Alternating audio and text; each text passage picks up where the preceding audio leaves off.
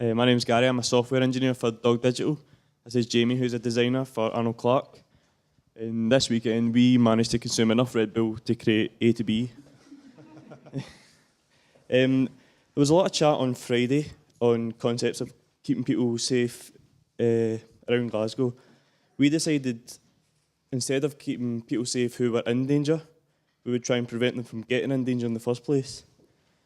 A2B is an app for logging disruptions in and around the city. So whether it's a weather issue, an icy pavement, a car crash, a fight outside a pub, you can log it on A2B.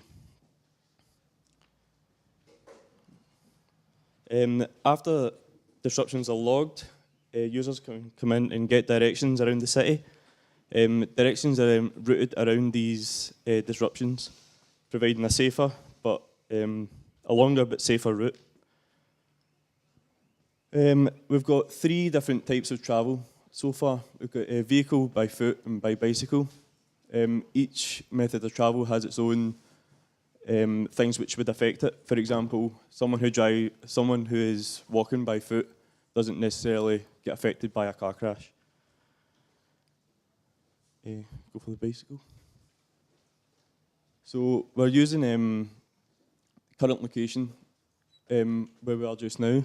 We'll go to Glasgow Central.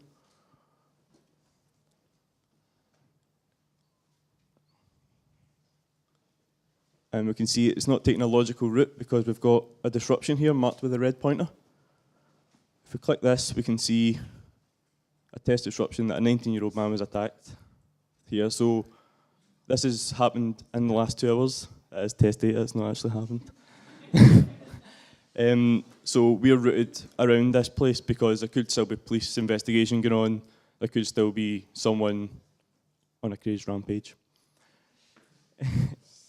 We've got the ability to vote up and down specific disruptions. We've added this in because it's possible for anyone to come in and add a malicious disruption, which may not be true. So once we get to -5 downvotes, it'll be removed from the site. Do you want to hit a refresh on that, Jamie?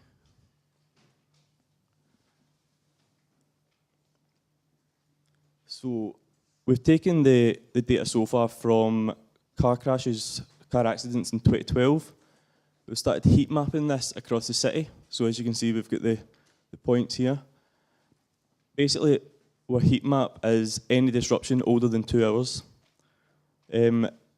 This lets us, this lets A2B learn as more data gets added. So we can see if there's been a car crash, 6 car crashes in the same corner in the past year, there's a probability that that corner could be a bad corner. So we can provide users with notifications saying slow down, or we can route them around this corner, taking maybe a longer route but safer in the end.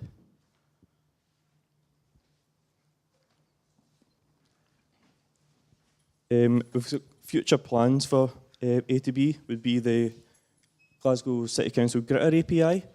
Using this, we could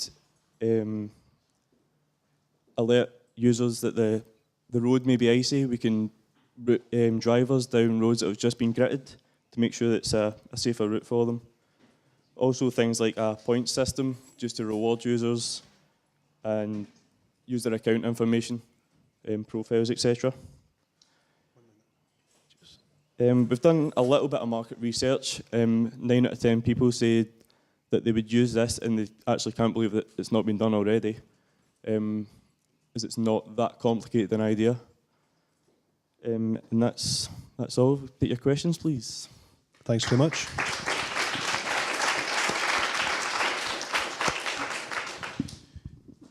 Can you just use the microphone just so that other people can hear? Thanks. I'd quite like to know.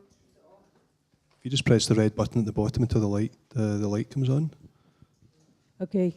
I'd quite like to know who the mechanism for creating the route. You know, who makes that choice about the rerouting? Okay. It's actually the rerouting is done programmatically, depending on disruptions. So we have the ability at the top right. You see a plus button up there. Should I cover this? You can actually add the disruption. So I can say, where I am right now, there's been a car accident, give a brief description on it, and click add. That'll actually add a point and start routing people around this to keep them away from it. So it's done programmatically. Gary, yeah? Yep. Is this working? You mentioned about people using this. Can you see any, thing if, for example, local authorities or businesses using the type of information that's created here? And how would they use it? It would be possible, I guess.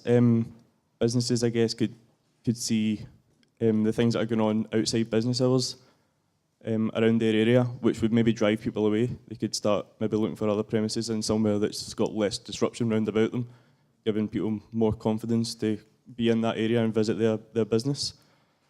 It could be, I guess it could be, we could start sponsorships with businesses,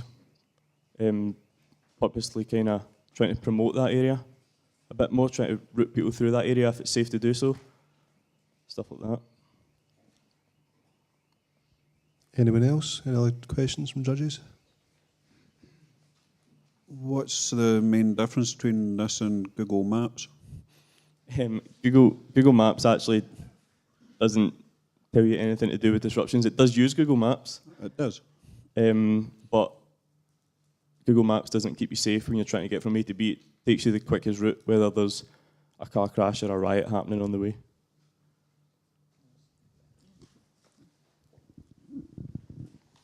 How would it work? It's a question about scale. How would it work if there was a second disruption on your route? Basically, there'll be another pointer will be added and the route will be recalculated again.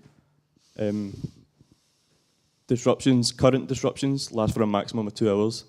So after that, they'll be heat mapped and taken into the kind of historical disruption type view where you may be notified that something has recently gone wrong here, but you won't be routed around it. Is it okay to ask another question? Certainly. Who does this administer itself, or does somebody administer it? Just now, it's administered by the user base itself, the community. So the idea is that they'll try and keep it as useful as possible by up and down voting things. So down voting things, when your score gets to -5, it starts at 0. If it gets to -5, it will be removed. Up voting obviously just promotes it, saying that this is a current issue which needs attention. Any other questions? Okay. Thank you, very A2B. much.